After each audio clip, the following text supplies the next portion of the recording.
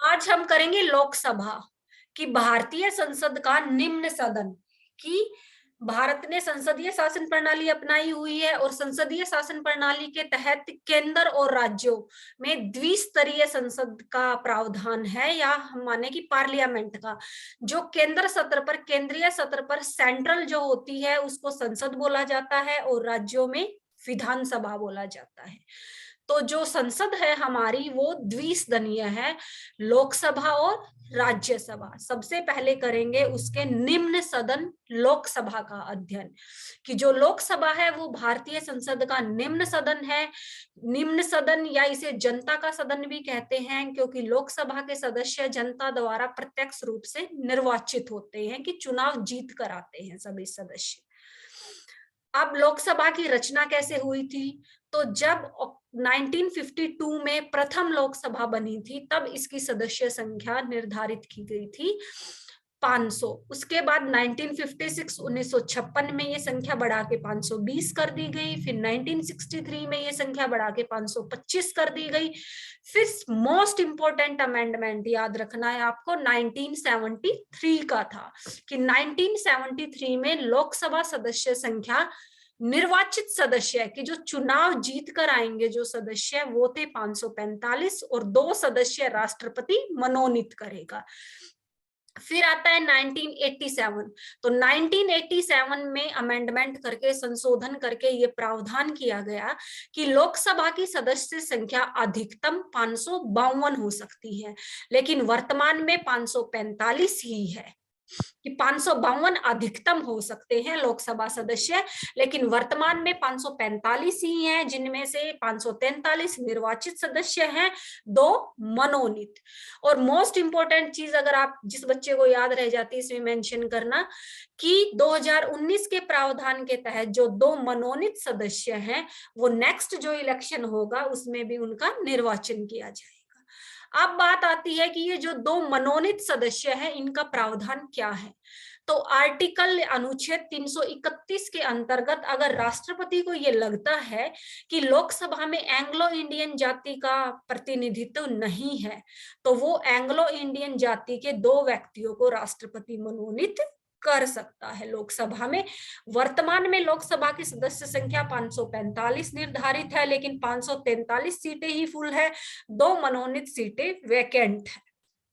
अब बात आती है कि लोकसभा में राज्यों और केंद्र शासित प्रदेश दोनों से निर्वाचित सदस्य होते हैं। तो राज्यों से अधिकतम 530 सदस्य निर्वाचित हो सकते हैं। वर्तमान में 526 सदस्य निर्वाचित है, क्योंकि जम्मू कश्मीर के अलग हो गए यहाँ से।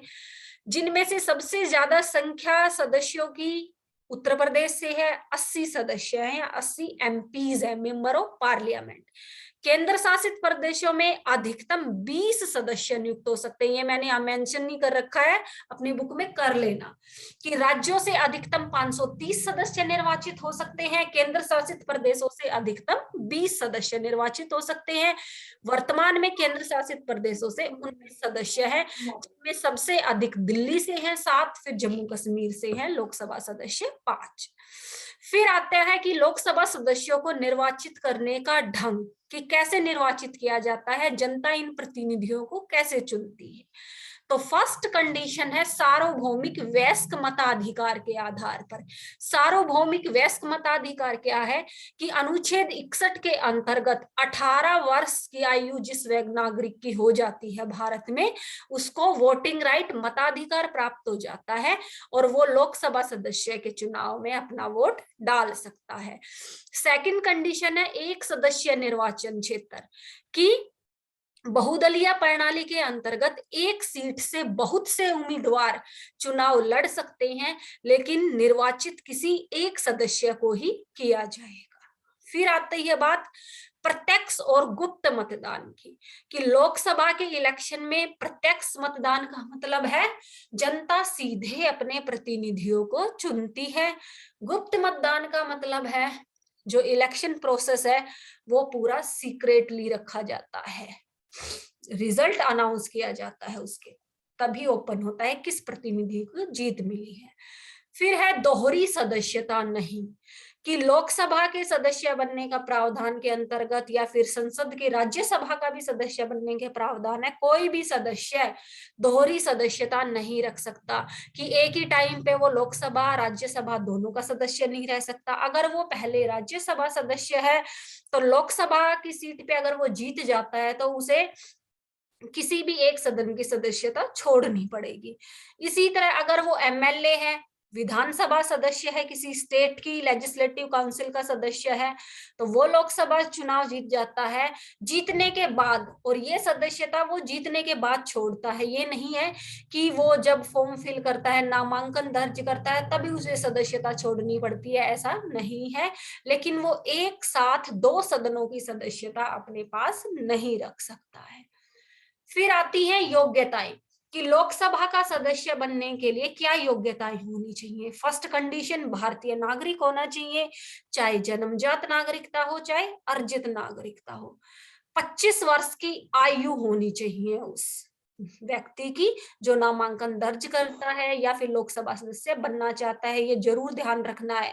राष्ट्रपति की 35 थी, लोकसभा की 25, प्रधानमंत्री की भी 25 ही है, क्योंकि प्रधानमंत्री एज ए लोकसभा सदस्य या फिर राज्यसभा सदस्य है तो उसकी आयु 30 वर्ष होगी।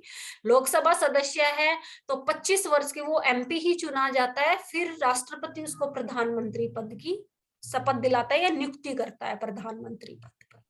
नेक्स्ट है लाभ के पद पर आसीन नहीं, कि वो राज्य सरकार या केंद्र सरकार के नियंत्रण के अधीन किसी भी लाभ के पद पर, कि उसको सैलरी मिलती हो, इस तरह की किसी भी सरकारी जॉब पर वो नहीं होना चाहिए। अगर है तो नामांकन दर्ज करने से पूर्व उसे त्याग पत्र देना होगा। नेक्स्ट योग्यताओं में आता है गंभीर अपराध में सजा प्राप्त नहीं, कि अगर उसका केस कोर्ट में चल रहा है तो वो नामांकन दर्ज कर सकता है जब तक कि उसे सजा प्राप्त नहीं होती है। और बहुत सारी योग्यताएं इसमें ऐड है, जैसे उसने अपना बिजली बिल, किराया सब कुछ अदा कर रखा, उस पर किसी तरह का कोई एक्सपेंडिचर ड्यू नहीं होना चाहिए, तो वो सारी चीजें इसमें इंक्लूड होंगी। लोकसभा सदस्य का चुनाव लड़ने से पहले उसे सारे ड्यूज अपने क्लियर करने होंगे। फिर बात आती है लोकसभा के कार्यकाल की। तो लोकसभा का कार्यकाल सामान्य तौर पर है 5 वर्ष, जिसे 42वें संविधान संशोधन जो 1973 में हुआ था उसके अंतर्गत 6 वर्ष कर दिया गया था। 76 में हुआ था, 6 वर्ष कर दिया गया था। लेकिन 44वें संविधान संशोधन के अंतर्गत पुनः लोकसभा के कार्यकाल को 5 वर्ष कर दिया गया, और वर्तमान में 5 वर्ष ही है लोकसभा का कार्यकाल। लेकिन ये नहीं है कि 5 वर्ष पूर्व उस लोकसभा को भंग नहीं किया जा सकता। राष्ट्रपति को अगर ये लगता है कि लोकसभा में जिसका बहुमत था उन्होंने अपना विश्वास खो दिया है, उन बहुमत प्राप्त दल के अगेंस्ट है जिसकी सरकार थी, अविश्वास प्रस्ताव अगर पारित हो जाता है तो प्रधानमंत्री की सिफारिश पर राष्ट्रपति लोकसभा को समय पूर्व भंग कर सकता है। और वर्तमान में कौन सी लोकसभा कार्यरत है? 17वीं लोकसभा कार्यरत है। अब बात आती है लोकसभा के अधिवेशन की। तो अधिवेशन राष्ट्रपति बुलाता है लोकसभा के, और अधिवेशन वर्ष में आमतौर पर 2 बार होते हैं, और दोनों अधिवेशनों के बीच 6 महीने से अधिक का अंतर नहीं होना चाहिए। फिर आती है गणपूर्ति, कि लोकसभा के जो अधिवेशन होते हैं या बैठक होती है तो उसमें 545 में से कितने सदस्य उपस्थित होंगे तब बैठक होगी। तो टोटल जो कुल सदस्य संख्या है उसका 1/10 सदस्य अगर उपस्थित है तो बैठक हो जाती है, बैठक अधिवेशन शुरू हो जाता है। फिर बैठक होती है तो बैठक की अध्यक्षता कौन करता है? तो जब नई लोकसभा का चुनाव किया जाता है और उसका प्रथम अधिवेशन या प्रथम बैठक जब होती है तो उसी दौरान लोकसभा के सदस्य अपने अंदर से ही, कि सभी लोकसभा के सदस्य सोते हैं अपने बीच से ही, किसी एक सदस्य को अध्यक्ष और किसी दूसरे सदस्य को उपाध्यक्ष नियुक्त करते हैं। जैसे वर्तमान में बीजेपी के एमपी राजस्थान सीट से जो जीत कर आए थे श्री ओम बिरला लोकसभा अध्यक्ष है, और जो उपाध्यक्ष है, उपाध्यक्ष का पद परंपरा के अनुसार हमेशा विपक्षी दल को दिया जाता है, और वर्तमान में कोई पूर्ण रूप से बहुमत से कोई विपक्षी दल नहीं है, तो उपाध्यक्ष भी की सीट वैकेंट रखी गई है, कोई उपाध्यक्ष नहीं है। अगर लोकसभा के अधिवेशन या बैठक के दौरान अध्यक्ष उपस्थित नहीं होता है तो उपाध्यक्ष बैठकों की अध्यक्षता करता है। अब वर्तमान में कोई उपाध्यक्ष है ही नहीं, तो ओम बिरला अगर उपस्थित नहीं है तो अध्यक्षता लोकसभा का वरिष्ठ सदस्य करता है। फिर बात आती है लोकसभा सदस्यों के वेतन भत्तों तथा पेंशन की। तो लोकसभा सदस्यों को 50,000 रुपए मासिक वेतन दिया जाता है, 45,000 रुपए उन्हें मासिक कार्यालय खर्चा की, उनका एक ऑफिस होता है जिसके अंतर्गत वो संसद के कार्य करते हैं, तो उस ऑफिस के खर्चे के लिए वो पैसे दिए जाते हैं। दूसरे भत्ते और सुविधाएं दी जाती हैं, जैसे उनको आवास सुविधा मिलती है, बिजली, वाहन, चिकित्सा आदि सुविधाएं मिलती है। इसी के साथ साथ जब कोई भी MP, member of parliament, Lok Sabha सदस्य चाहे राज्यसभा सदस्य है, उसकी एक पेंशन भी निर्धारित है कि 20,000 रुपए उन्हें, जब वो सांसद नहीं भी रहते हैं तब उन्हें 20,000 रुपए पेंशन भी प्रदान की जाती है। अब बात आती है विशेषाधिकारों की कि सांसदों के या लोकसभा सदस्यों के क्या क्या विशेषाधिकार है। तो सबसे पहला विशेषाधिकार है कि वो संसद के अधिवेशनों में, चाहे वो लोकसभा का है या संयुक्त अधिवेशन है या किसी समिति के वो सदस्य बनाए गए हैं, कोई बिल बनाया गया, उससे संबंधित समिति का गठन किया गया, उसके सदस्य बनाए गए, तो संसद में या किसी भी समिति में कही गई किसी भी बात के लिए उनके ऊपर मुकदमा दायर नहीं किया जा सकता। नेक्स्ट चीज, संसद के अधिवेशन के 40 दिन पूर्व और अधिवेशन की अवधि के दौरान, की अधिवेशन चाहे 2 दिन चले चाहे 2 महीने चले, और अधिवेशन के 40 दिन बाद तक किसी भी मुकदमे से संबंधित सांसद को गिरफ्तार नहीं किया जा सकता है। थर्ड चीज आती है कि कोई भी व्यक्ति या संस्था सांसदों के विशेषाधिकारों का उल्लंघना करती है, अवहेलना करती है, तो उन्हें, उस व्यक्ति या संस्था को दंड प्रदान किया जा सकता है, शारीरिक और आर्थिक या दोनों दंड। शारीरिक दंड का मतलब है उन्हें जेल में डाल दिया जाएगा, आर्थिक दंड का मतलब है उन पर फाइन लगाया जाएगा, या दोनों भी दिए जा सकते हैं। फिर आता है विशेषाधिकारों में कि प्रत्येक सांसद को, सांसद लोकसभा सदस्य भी और राज्यसभा दोनों के विशेषाधिकार निहित है इसमें। जिस निर्वाचन क्षेत्र से वो जीतकर आए हैं उस निर्वाचन क्षेत्र के विकास के लिए वो 5 करोड़ रुपए तक खर्च कर सकते हैं, और इस खर्च से संबंधित उन्हें कोई भी ब्यौरा निर्वाचन आयोग या इनकम टैक्स देने की जरूरत नहीं होती है। अब आता है विरोधी दल का नेता, कि लोकसभा में विरोधी दल का नेता किसे कहा जाता है। तो लोकसभा में जो बहुमत प्राप्त दल होता है वो सरकार बनाता है, और बाकी जो दल रह गए जो सरकार बनाने में असफल रहे, उनमें से जिस दल के पास 1/10 की कुल सदस्य संख्या का 1/10 सदस्य संख्या है, मीन्स 545 में से जिसके पास 55 लोकसभा सीटें हैं, 55 लोकसभा सदस्य जिस पार्टी के लोकसभा में हैं, उस पार्टी को विरोधी दल की भूमिका अदा करनी होती है, या उस पार्टी को विरोधी पार्टी का रूप दिया जाता है, और उस पार्टी का जो अध्यक्ष होता है या जो नेता होता है उसे विरोधी दल का नेता डिक्लेयर किया जाता है। और विरोधी दल के नेता को कैबिनेट मंत्री के रूप में, जो प्रधानमंत्री की मंत्रिपरिषद में मंत्रिमंडल होती है, उस कैबिनेट मंत्री के सत्र का दर्जा प्रदान किया जाता है, कि विरोधी दल का जो नेता है उसका संसद में वही दर्जा है जैसा कैबिनेट दल के मंत्रियों का होता है। यह था लोकसभा का ढांचा, कि लोकसभा का संगठन कैसे होता है, प्रथम लोकसभा में कितने सदस्य थे, उनका निर्वाचन कैसे किया जाता है, लोकसभा के सदस्य बनने के लिए योग्यताएं, कार्यकाल, अधिवेशन, गणपूर्ति, या लोकसभा में विरोधी दल का नेता कौन होता है। अब आती हैं लोकसभा की शक्तियां एवं कार्य। तो फर्स्ट ऑफ ऑल लोकसभा की है वैधानिक शक्तियां।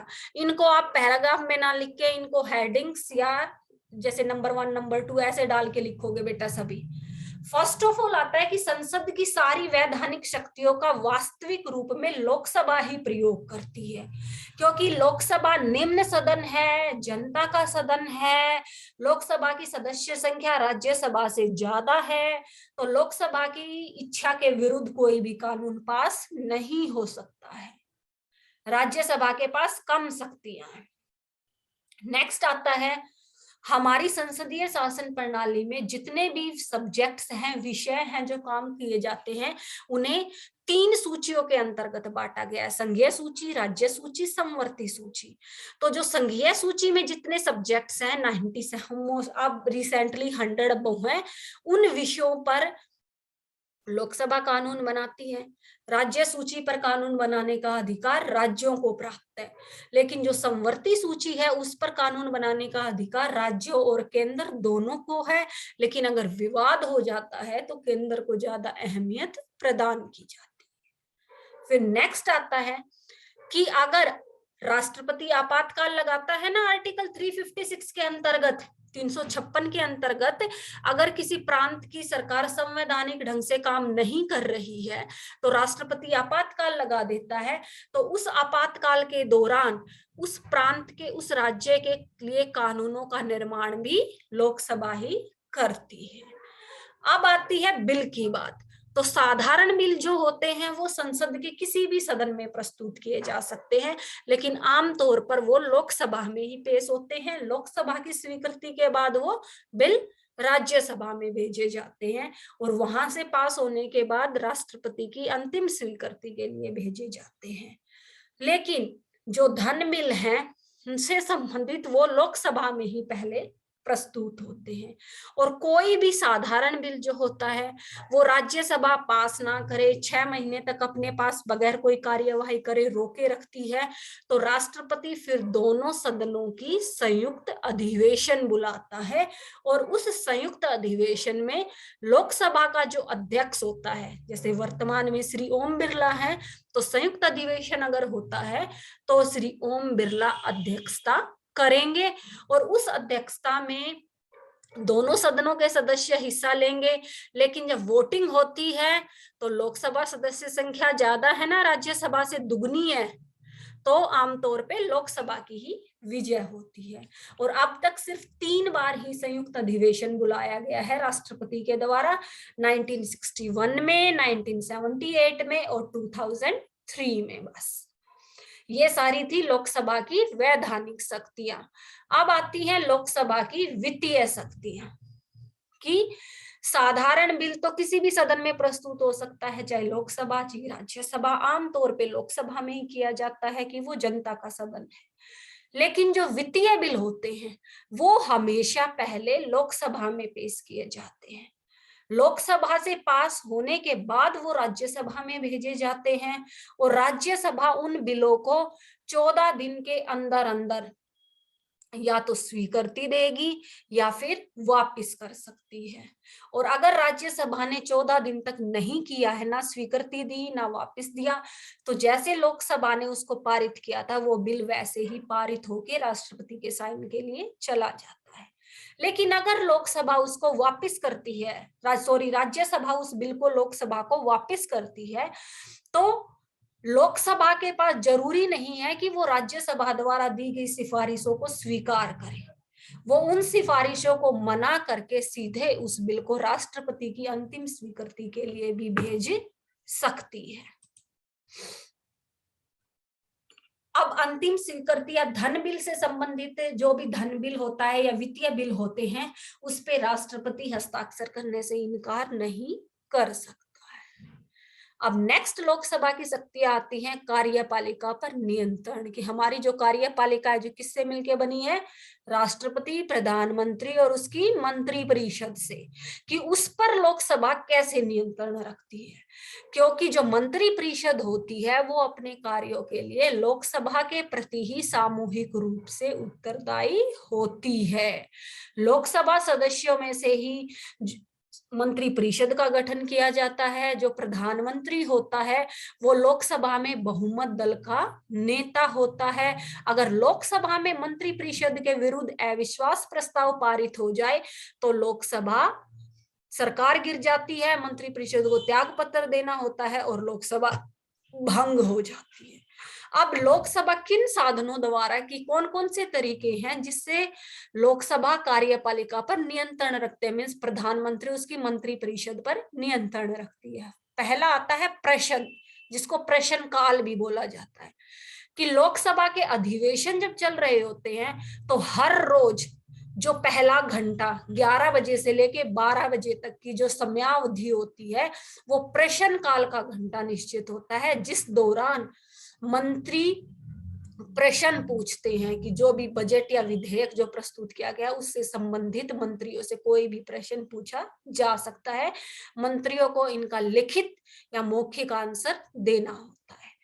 फिर बहस, कि सदस्य किसी भी विषय पर कार्यपालिका जो नीतियां बना रही हैं उस पर किसी भी विषय पर बहस लोकसभा में कर सकते हैं उसके पारित होने से पूर्व। नेक्स्ट आता है स्थगन प्रस्ताव, कि कोई भी सदस्य किसी सार्वजनिक महत्व के विषय पर बहस करने के लिए स्थगन प्रस्ताव पेश कर सकता है। स्थगन प्रस्ताव का मतलब है सदन की कार्यवाही को कुछ देर के लिए रोकना, कि जिस विषय को जिस विचार को वो पारित कर रहे हैं उसको पारित होने से पहले उस पर पूरा बहस विचार विमर्श होना जरूरी है, जिसके अंतर्गत मंत्री परिषद के सदस्यों की आलोचनाएं भी की जाती है। फिर आता है ध्यानाकर्षण प्रस्ताव, कि लोकसभा का कोई भी सदस्य किसी भी महत्वपूर्ण विषय के संदर्भ में प्रधानमंत्री उसकी मंत्री परिषद मंत्रियों का ध्यान उस तरफ आकर्षित कर सकता है ये प्रस्ताव पारित करके। फिर आता है निंदा प्रस्ताव, और अगर लोकसभा में ये निंदा प्रस्ताव सेंसर मोशन पारित हो जाए तो मंत्री परिषद को त्याग पत्र देना होता है।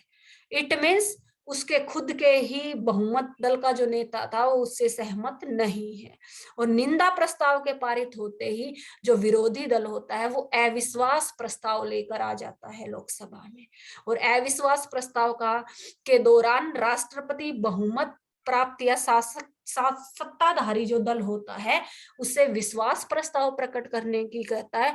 अगर वो विश्वास प्रस्ताव पारित नहीं कर पाते हैं तो इसका सीधा सीधा मतलब है मंत्री परिषद के विरुद्ध अविश्वास प्रस्ताव पारित हो गया है और मंत्री परिषद को त्याग पत्र देना होगा, जिसके तहत सरकार का पतन हो जाता है और फिर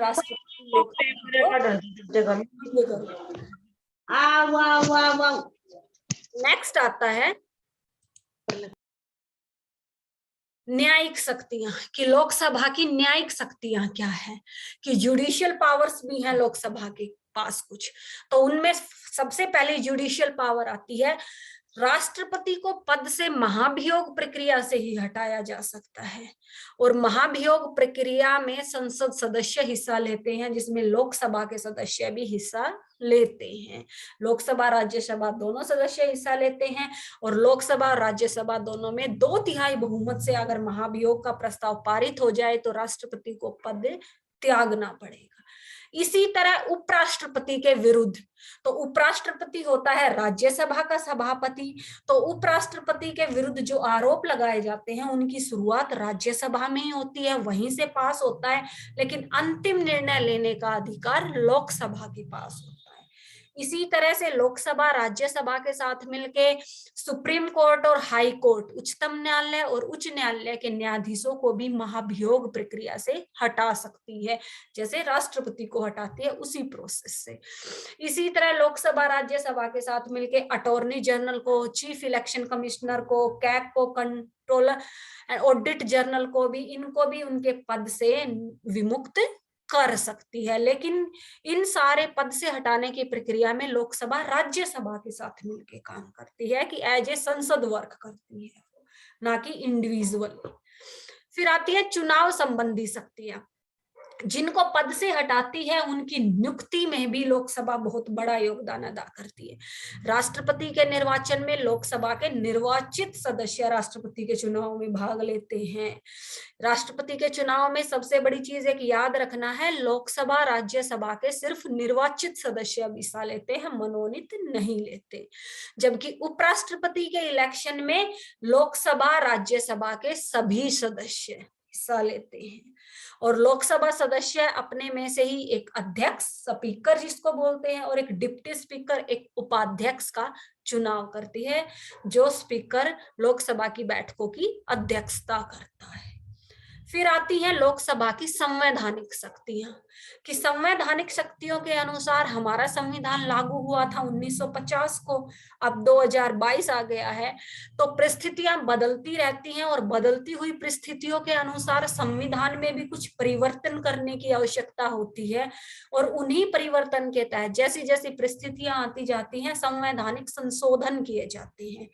और संशोधन की जो प्रक्रिया होती है उसमें लोकसभा का बहुत बड़ा योगदान होता है। संवैधानिक संशोधन संसद करती है, और संवैधानिक संशोधन 3 प्रक्रियाओं से होते हैं। एक तो संसद 2/3 बहुमत से प्रस्ताव पारित करे, एक साधारण बहुमत से करे, एक 2/3 बहुमत के साथ आधे राज्यों की सहमति से किसी प्रस्ताव को पारित करे। और इसी के तहत कुछ यहाँ एग्जाम्पल्स दिए गए हैं, जैसे 1970 में 24वां प्रस्ताव पारित हुआ था, जिसके तहत प्रीवी पर्स को समाप्त किया गया था। प्रीवी पर्स क्या थे? जो पहले सामंत राजा महाराजा थे उनको कुछ विशेषाधिकार दिए गए थे। तो लोकसभा ने एक अधिवेशन पारित करके प्रीवी पर्स को समाप्त किया गया था, जिसको बाद में राज्यसभा ने भी अपनी स्वीकृति दे दी थी। लेकिन इसके लिए दोनों सदनों का संयुक्त अधिवेशन बुलाने की कोई जरूरत नहीं पड़ी थी। इसी तरह 42वां संवैधानिक संशोधन का वर्णन आता है, जिसको मिनी कॉन्स्टिट्यूशन का भी नाम दिया गया है, जिसके अंतर्गत बहुत सारे संशोधन किए गए थे। तो संविधान संशोधन की प्रक्रिया में लोकसभा सक्रिय सहभागिता दर्शाता है।